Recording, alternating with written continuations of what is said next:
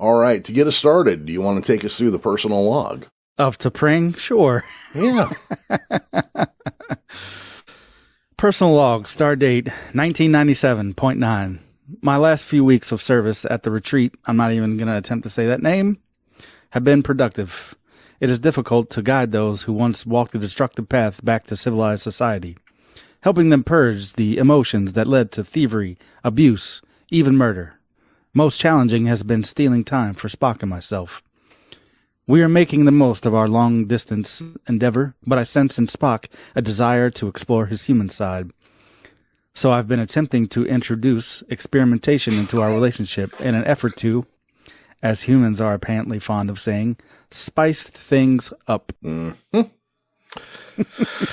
Yeah. All right. I guess let's get to the end of the scene and we'll discuss that a little bit. At the, I'm going to say it, An-Keshtan Katil Retreat, a Vulcan rehabilitation center on the third moon of Omicron Lyra, T'Pring observes the efforts of people trying to return to a logical society. They're doing like some Montessori school stuff. They're meditating, they're painting, they're doing sand raking. They're doing all this very Zen style stuff here, you know? Yeah, that's like a Zen garden. I was like, man, I've never seen like a full-size one of those. Yeah, you always see like the desktop ones. Yeah. Yeah.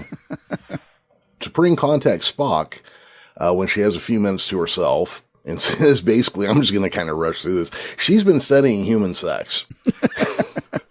And Spock literally does a spit take, or just about does a spit take on hearing that. Yeah. He's like, what? Oh, what'd you say? What was that? And they kind of talk awkwardly about it, and she, mentions like Henry Miller and Erica Jong, and then another author whose name escapes me right at the moment.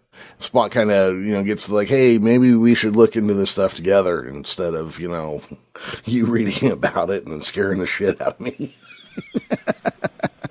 So now, we cut to Spock's walking through the ship with Nurse Chapel.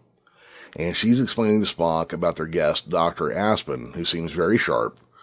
When it appears Spock is not paying any attention, Chapel adds that they have blades for hands, for shaving.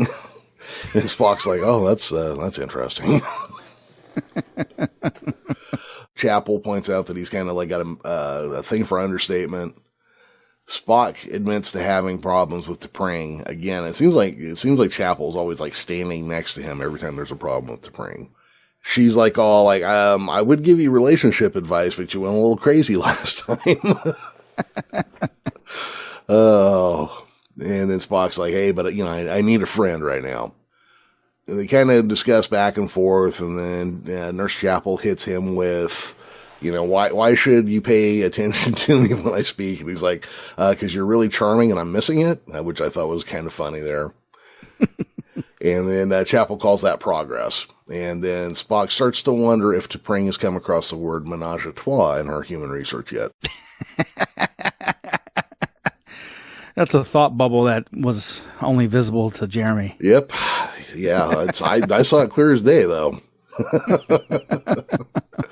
So it's just that scene was funny. The spit take, Spock doing a spit take is kind of worth its own weight in gold, Yeah, dude. Not to go forward a bunch here, but this whole episode hit me like that. Like, this is one of the few episodes where I was literally laughing out loud. Yeah. Like, some things might get a little chuckle out of me, but this is one of the episodes where I laughed a lot. Oh, no, what I found kind of interesting is this comes on the heels of an out-and-out comedy episode, and this was just as funny as the comedy episode, which is very typically Star Trek, There's a lot of humor in old Star Trek that people seem to forget or ignore because it's inconvenient to them. Yeah, plus it was humor over very inappropriate things these days. Oh, the evil Kirk comes to mind. Yes. Oh, good God.